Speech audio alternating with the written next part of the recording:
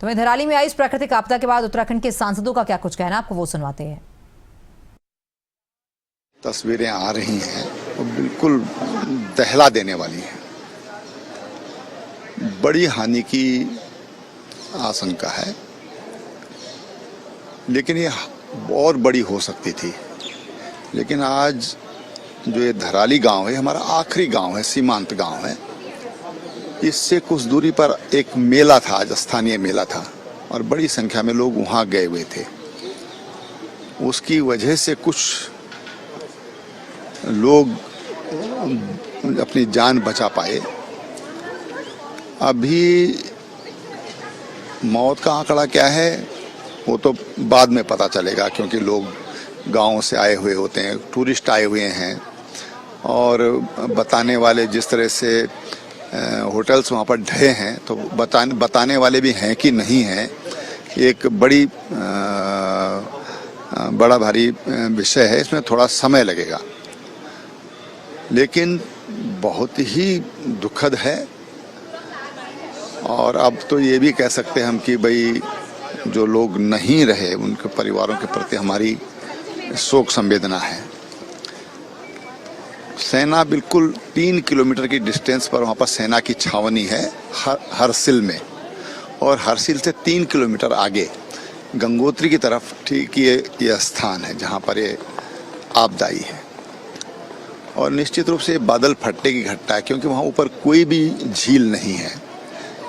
मुझे जानकारी है वहाँ के बारे में, तो कोई झील या कोई पानी का ऐसा पॉन्ड वहाँ पर नहीं था। तो ये तो सुनिश्चित है कि वो बादल ही फटा है वहाँ पर, और उसके कारण ये इतना बड़ा हादसा हो गया है। बहुत दुखद घटना है उत्तरकाशी की। हम सब लोग बहुत दुखी हैं, पूरा देश दुखी है।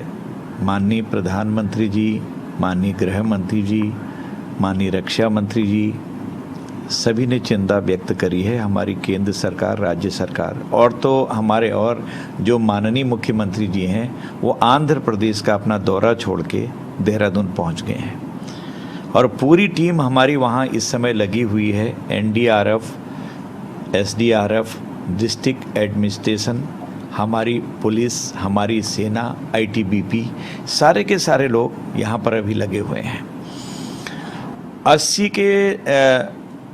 80 साल पहले ऐसा फ्लड आया था, ऐसा कुछ लोगों ने बताया है। बहुत बड़ी तबाही हो गई है। अभी 4 मिसिंग की रिपोर्ट हमारे पास है।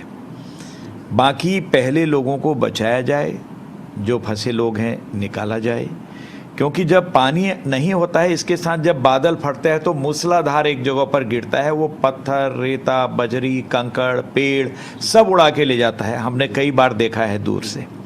लेकिन ये त्रासदी आने से बहुत बड़ा नुकसान तो हो ही गया है। अभी रात भी होने वाली है, और रात की व्यवस्था भी हमारे लोग वहाँ कर रहे हैं। हमारा जिला प्रशासन, हमारा एडमिनिस्ट्रेशन, आपदा प्रबंधन विभाग, कि हम अधिकतम लोगों को रात में भी काम करके बचा सकें।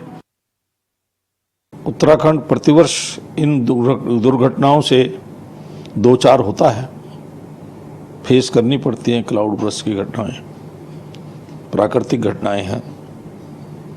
आज भी 3 स्थानों पर क्लाउड बर्स्ट हुआ है, बादल फटा है। थराली में, सुखी टॉप पर और हर्षिल में।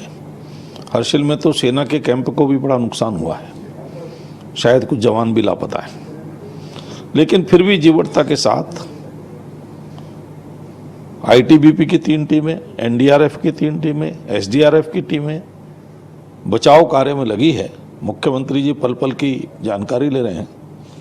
माननीय प्रधानमंत्री, माननीय गृह मंत्री जी ने भी जानकारी ली है और अपनी संवेदना व्यक्त की है। अभी तक 80 लोगों को रेस्क्यू किया गया है, लेकिन बड़ी मात्रा में जब मलबा आया है तो निश्चित रूप से लोग भाग नहीं सके, बचा नहीं सके अपने आप को, और मलबे में फंसे। खराब मौसम और रात्रि होने के कारण रेस्क्यू ऑपरेशन में कुछ बाधा भी आई है। मुझे लगता है उसके कारण रेस्क्यू कुछ धीरे चलेगा या लेट चलेगा, तो उसका भी नुकसान होगा। लेकिन फिर भी जितना भी हम जान और माल बचा सकते हैं, सरकार की पूरी कोशिश है। सेना के साथ लगातार संपर्क है। केंद्र से भी जिस प्रकार की भी सहायता की आवश्यकता है, केंद्र तुरंत सहायता दे रहा है। देखिए, कल की बहुत ही दुखद घटना थी और कल से लेकर आज तक लगातार हम लोग को नज़र गड़ाए हुए हैं। माननीय मुख्यमंत्री जी सीधे ही उस क्षेत्र तक जाने के लिए उन्होंने अपना हेली के माध्यम से आज जा रहे हैं और माननीय प्रधानमंत्री जी, माननीय गृह मंत्री जी ने उसको संज्ञान लिया है। हर प्रकार की सहायता आज किस रूप में हो सकती है रेस्क्यू करने की दृष्टिकोण से एनडीआरएफ, एसडीआरएफ की टीम हमने वहाँ पहुँचा दी है। स्वास्थ्य विभाग की टोली वहाँ पहुँच चुकी है और मैं कह सकता हूँ कि एक प्रकार से किस प्रकार का जो भाव है वो खास तौर पर मौसम 48 घंटे की बारिश के बाद जो घटना घटित हुई है, पहाड़ का एक नेचर भी है कि वर्षा काल में लोग मार्केट में कम आते हैं, लेकिन अगर मार्केट में आए होते तो बहुत बड़ी त्रासदी की संभावना रहती। लेकिन होटल दबे हैं, होम स्टे दबे हैं, उनमें निश्चित रूप से एक प्रकार की घटना की संभावना है। आज सायंकाल तक अच्छा एक पूरा डिटेल हम पे आ जाएगा, कितने लोगों को रेस्क्यू किया गया है, कितने दबने की संभावना इससे आगे तो आगे जानकारी दी जाए। देखिए, अब हम लोग बैठने वाले हैं, चर्चा करेंगे प्रधानमंत्री जी, क्योंकि प्रधानमंत्री जी का तो सीधी दृष्टि उस पूरी आपदा पर है। 2-3 बार मुख्यमंत्री से उनकी वार्ता हुई है और जो इक्विपमेंट वहाँ के लिए आवश्यक है उसकी व्यवस्था प्रधानमंत्री जी कर रहे हैं। उस हिसाब से मैं कह सकता हूँ कि वहाँ का पूरा जो रेस्क्यू का ऑपरेशन चलने वाला है उसमें प्रधानमंत्री जी, हमारे गृह मंत्री जी का पूरा सहयोग हमको है। हम आज प्रयास करेंगे, सब भेंट हो सके तो जरूर भेंट करेंगे। मेरी जानकारी में और जो मेरी वार्तालाप हुई है डीएम, कमिश्नर और एसपी और बाकी सारे लोगों से जो रेस्क्यू कर रहे हैं, और 2 बार माननीय मुख्यमंत्री जी से भी बात हुई है और माननीय प्रधानमंत्री जी और गृह मंत्री जी ने भी इसका पूरा घटना का पूरा जानकारी लेने के बाद पूरी हमको मदद केंद्र और राज्य सरकार के सहयोग से रेस्क्यू टीम काम कर रही है।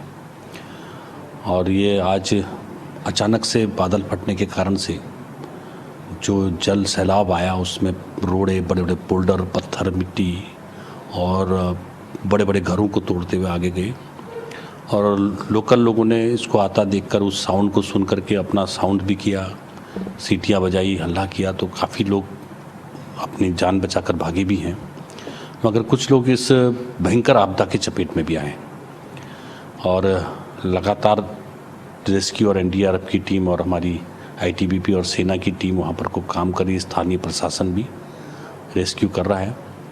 वहाँ पर हेल्थ से संबंधित डॉक्टर्स भी हैं ही और पूरी टीम प्रशासन की वहाँ पर है।